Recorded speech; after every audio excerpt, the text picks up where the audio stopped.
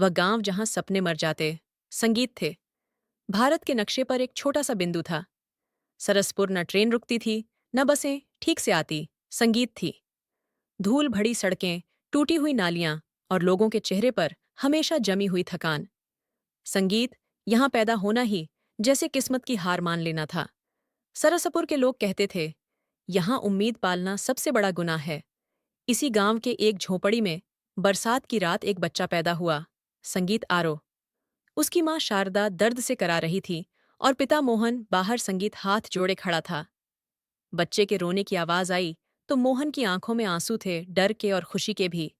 भगवान, संगीत, इसे वो मत बनाना जो मैं बना, मोहन ने फुसफुसाकर कहा। आरव का बचपन खिलौनों से नहीं, जिम्मेदारियों से भरा था। पिता रोज मजदूरी पर जाते, कभी काम मिलता कभी नहीं। माँ दूसरों के घर बर्तन, संगीत मांस। कई रातें ऐसी थीं जब तीनों ने आधा पेट खाकर ही सोने की कोशिश की। आरो को सबसे ज्यादा डर लगता था। उस आवाज से, पेट की भूख की आवाज। वह स्कूल जाता था, लेकिन अक्सर खाली पेट मास्टर जी पढ़ाते और आरो की नजर खिड़की के बाहर भटक जाती, जहां दुनिया कुछ और ही कहानी सुना रही थी। फिर भी पढ़ाई उसे सुकून देती थी। किताबें उसके लिए खाना थीं, जो पेट नहीं दिमाग भरती थीं। एक दिन स्कूल में मास्टर जी ने बच्चों, संगीत से पूछा, बड़े होकर क्या बनना चाहते हो? कोई बोला डॉक्टर, कोई बोला पुलिस, कोई सेठ। आरो की बारी आई। उसने कुछ देर सोचा और बोला, मैं एक इंसान बनना चाहता। संगीत हूं जो किसी बच्चे को भूखा ना सोने दे। क्लास में सन्नाटा छा गया। फिर हंसी। ये कोई पैसा नहीं होता, किसी ने कहा। मास्टर जी ने कुछ नहीं कहा, पर उनकी आंखों में कुछ चमका था। जब आरो 12 साल का था, गांव संगीत के बाहर निर्माण स्तर पर एक हादसा हुआ। मोहन ऊंचाई से गिर पड़ा। अस्पताल दूर था। जब तक लोग उसे ले जाते, देर संगीत हो चुकी थी। घर में रोने की आवाज नहीं थी, बस एक भारी खामोशी थी। उस रात आरो ने मां का हाथ थामे रखा और पहली बार समझा, अब वह बच्चा नहीं रहा। मोहन के जाने के बाद हालात और बिगड़ गए। रिश्तेदार बोले, अब पढ़ाई छोड़ दे, काम कर। मां बीमार रहने लगी। आरो दिन में ईंट धोता, रात को पढ़ता। लालटेन संगीत की रोशनी में उसकी आंखें जलती, पर किताब बंद नहीं होती। कई बार नींद और भूख मिलकर उसे हरा देती, पर हर बार वह खुद से कहता, संगीत, अगर आज रुका तो पूरी जिंदगी रुका रह जाऊंगा। एक दिन कबाड़ में उसे एक पुरानी किताब मिली। महान लोगों की जीवनियां। उसमें एक पंक्ति थी, दुनिया बदलने के लिए ताकत नहीं, सोच चाहिए। संगीत उस रात आरो सो नहीं पाया। पहली बार उसे लगा, शायद मैं भी कुछ बदल सकता हूं।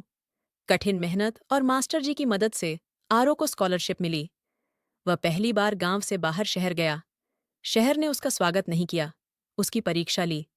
कपड़ों पर ताने खाने पर संगीत समझौते, कमरे में अकेलापन। कई रातें उसने तकिए में मुंह छुपाकर रोते हुए बिताई, लेकिन उसने हार नहीं मानी। कॉलेज के आखिरी साल में मां चल बसी। जाते जाते बस एक बात कही, जो सीखा है उसे अपने तक मत रखना। वह अव्वा के आरो की आत्मा में बस गया। पढ़ाई पूरी हुई, बड़ी कंपनी में नौकरी मिली, पहली तनख्वाह हाथ में आई। दोस्त बोले, अब ऐश कर। आरो ने बैग उठाया और सरसपुर लौट गया। उसने गांव में एक कमरा किराए पर लिया और वहां बच्चों को पढ़ाना शुरू किया। बिना फीस लोग हंसे, इससे पेट नहीं भरता। आरो मुस्कुराता रहा।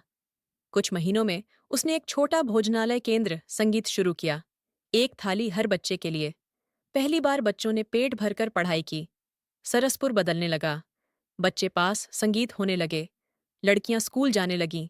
मीडिया आया, सरकार आई। आपने ये सब क्यों किया? आरो का जवाब हर बार एक सा था, क्योंकि मैं जानता हूं भूखा बच्चा क्या खो देता है। आज आरो का नाम दुनिया जानती है, लेकिन वह अब भी खुद को वही मानता है।